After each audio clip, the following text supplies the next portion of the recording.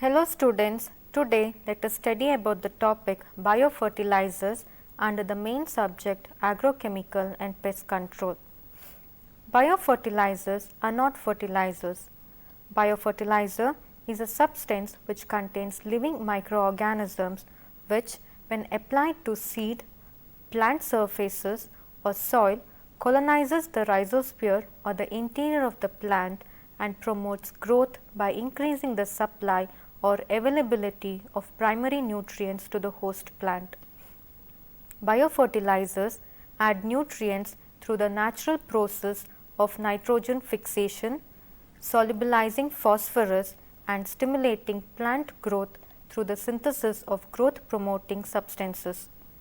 Biofertilizers can be expected to reduce the use of chemical fertilizer and pesticides.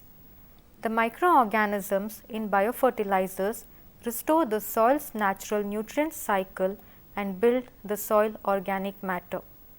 Through the use of biofertilizers, healthy plants can be grown while enhancing the sustainability and the health of the soil. Hence, in this episode, the following aspects are going to be seen. They are types of biofertilizers, manufacture of biofertilizer by the indoor method, applications of biofertilizers to crops, advantages of using biofertilizers, and finally, disadvantage and limitations of biofertilizers.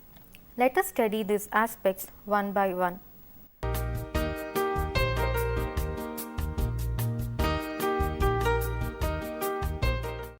The first aspect, types of biofertilizers. Biofertilizers are classified as nitrogen biofertilizers, compost biofertilizers and phosphorus biofertilizers. Let us study about them briefly one by one. Nitrogen biofertilizers. This type of biofertilizer helps the soil to correct its nitrogen level. Nitrogen is an essential component for plant growth, but plants need it in a limited amount. Different soils have different requirement for nitrogen. That is why it depends on the cultivated crops that which type of nitrogen biofertilizer should be used. Azotobacter is a biofertilizer which provides the required amount of nitrogen to the plant from the soil. Reduction of dinitrogen through biological means is termed as biological nitrogen fixation. Though atmosphere contains 79% of nitrogen, eukaryotes cannot utilize the nitrogen gas directly unless it is reduced to ammonia. Dinitrogen having triple bond and cannot be broken by higher plants. Broadly, the nitrogen biofertilizers is divided into two groups.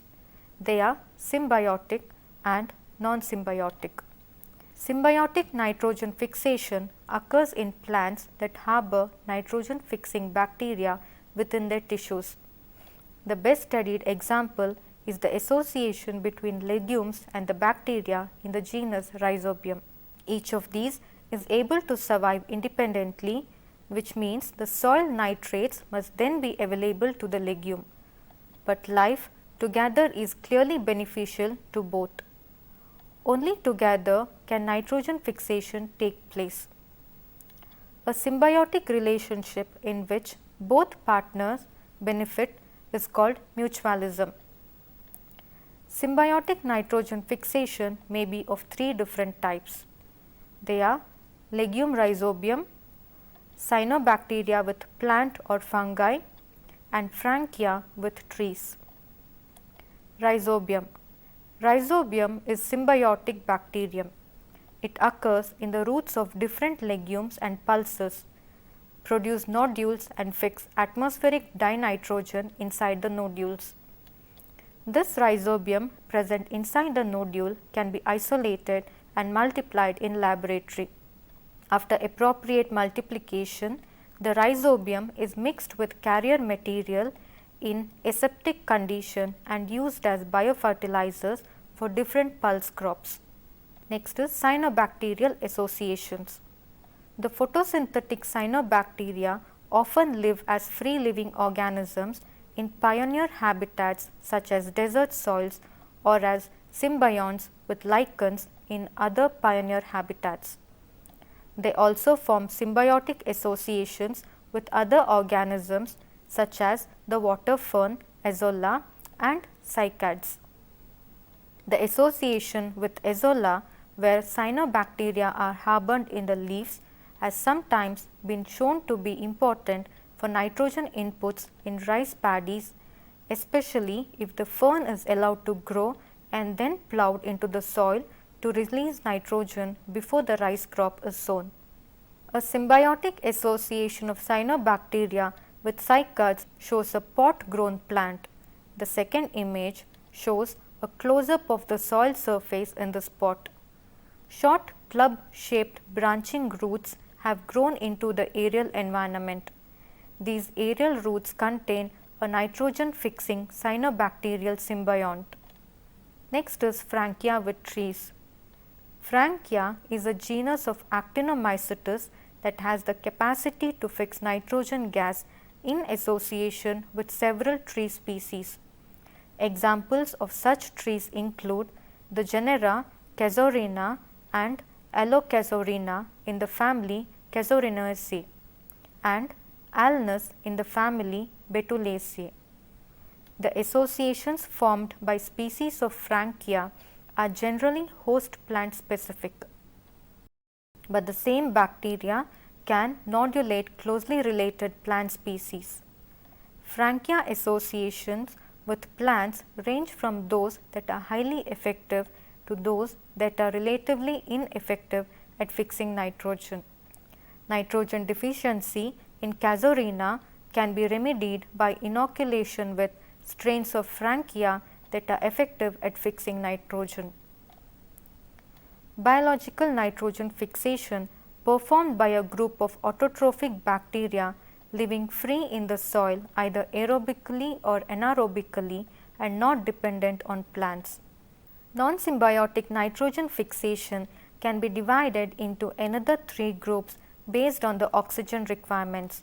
They are aerobic free living nitrogen fixation, example Azotobacter and Bergeringia.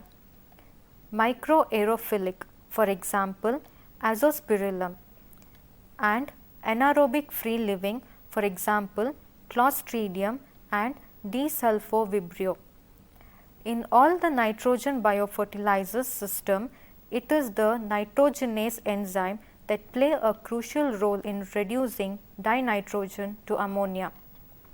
Compost biofertilizers are animal waste which are degraded by the bacteria and used as the best naturally occurring biofertilizers. They not only protect the plants from diseases, but also help them to grow in a healthy environment. Composting is one of the oldest techniques used for the stabilization of natural waste and soil biologic fertilization.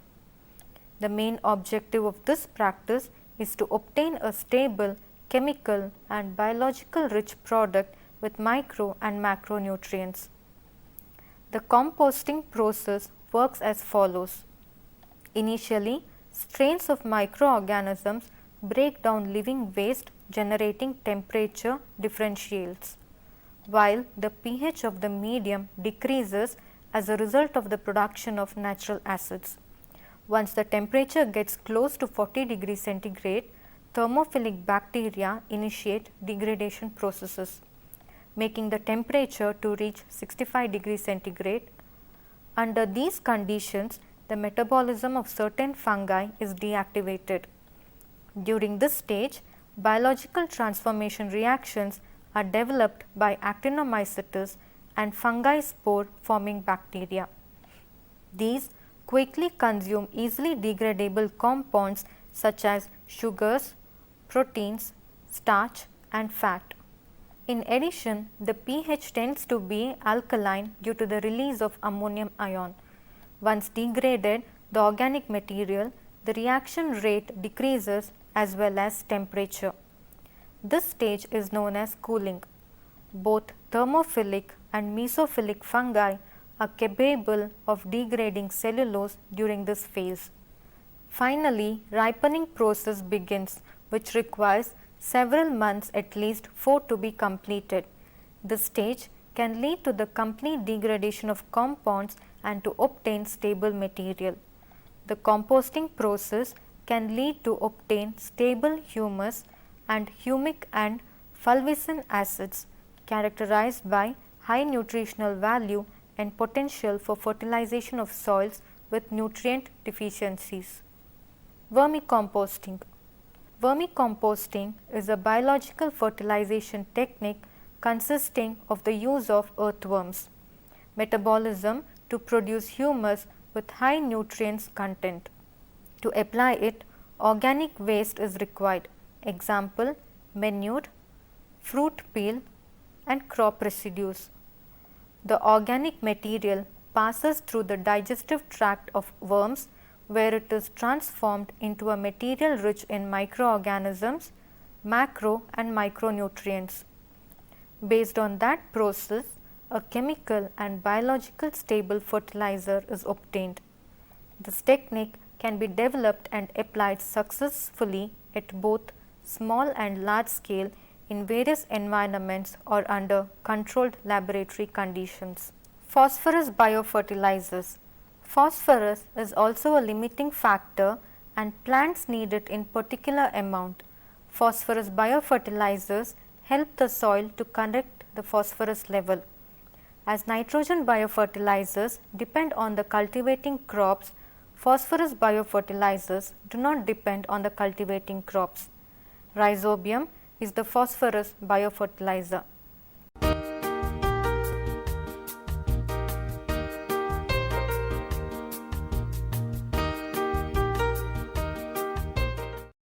Moving on to the second aspect, that is manufacture of biofertilizer by the indoor method. The aim of the indoor method of manufacturing compost is by a means of simple process to unite the advantages of 3 very different things. They are the result of scientific research on the transformation of plant residues, the agricultural experience of the past, and the ideal line of advance in the soil management of the future in such a manner that all the byproducts of agriculture can be systematically converted into humans. An essential feature of this synthesis is the avoidance of anything in the nature of fragmentation of the factors. All available vegetable matter, including the soiled bedding from the cattle shed, all unconsumed crop residues, fallen leaves and other forest waste, farmyard manure, green manures and weeds pass systematically through the compost factory. The only other materials employed are air and water. This manufacture is continuous right throughout the year, including the rainy season when a slight modification has to be made to ensure sufficient aeration.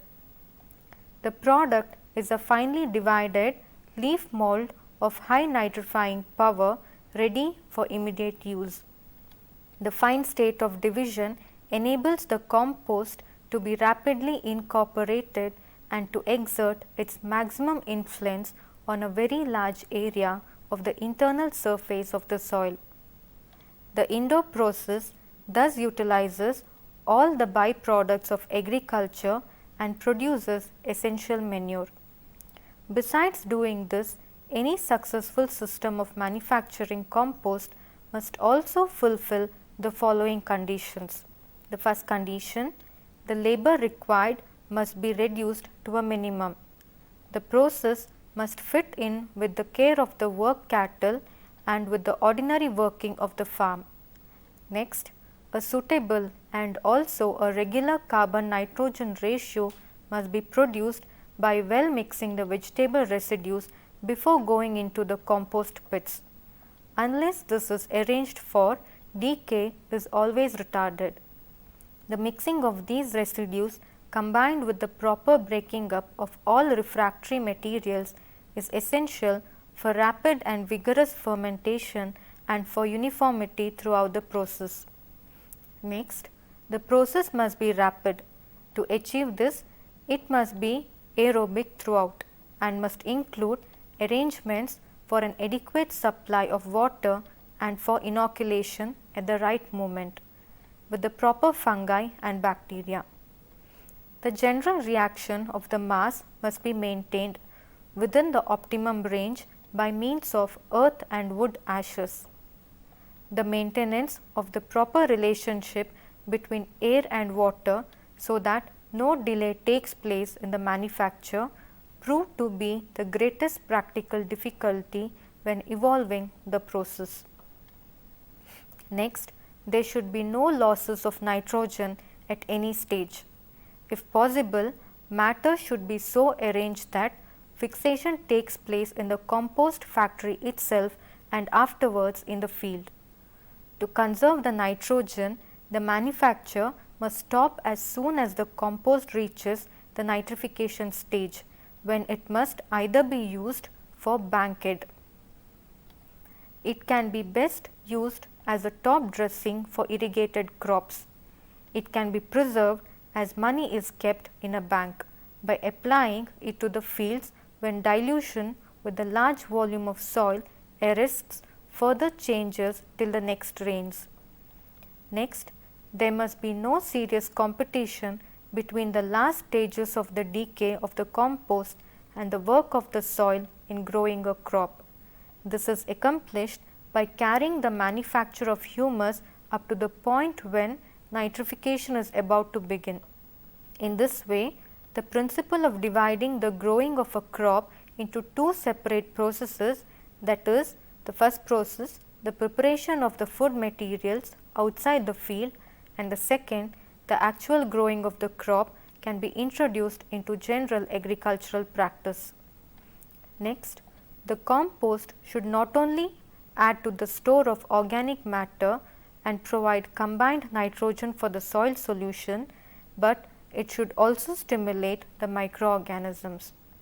Next, the manufacture must be a cleanly and a sanitary process from the point of view both the man and also of his crops. There must be no smell at any stage. Flies must not breed in the compost pits or in the earth under the work cattle. The seeds of weeds, the spores of harmful fungi, the eggs of noxious insects must first be destroyed and then utilized as raw material for more compost. All this is achieved by the combination in the compost pits during long periods of high temperature and high humidity with adequate aeration.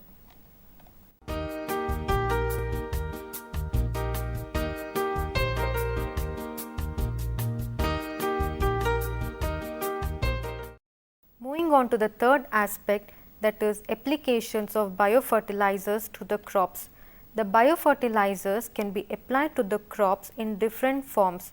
They are seedling root dip. This method is applied to the rice crop. A bed of water is spread on the land where the crop has to grow.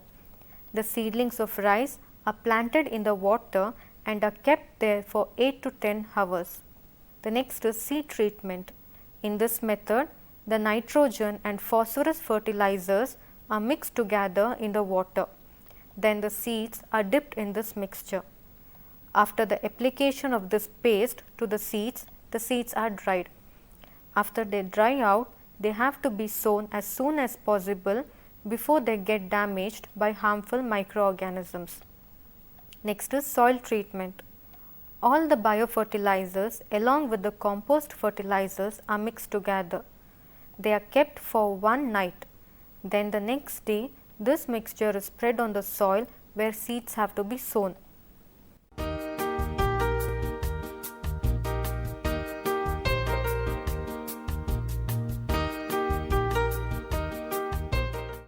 Moving on to the fourth aspect, that is the advantages of using biofertilizers.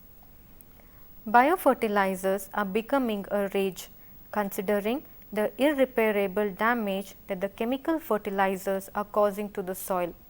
Some of the advantages associated with biofertilizers include: the first and the most important advantage of using biofertilizer is that they are environment friendly, unlike chemical fertilizers that damage the environment. They are comparatively low on cost inputs and are light on the pockets of the farmers. Their use leads to soil enrichment and the quality of the soil improves with time. Though they do not show immediate results, but the results shown over time are extremely spectacular. Microorganisms convert complex organic material into simple compounds so that the plant can easily take up the nutrients. These fertilizers harness atmospheric nitrogen and make it directly available to the plants. They increase the phosphorus content of the soil by solubilizing and releasing unavailable phosphorus. Biofertilizers improve root proliferation due to the release of growth promoting hormones. They help in increasing the crop yield by 10 to 25%.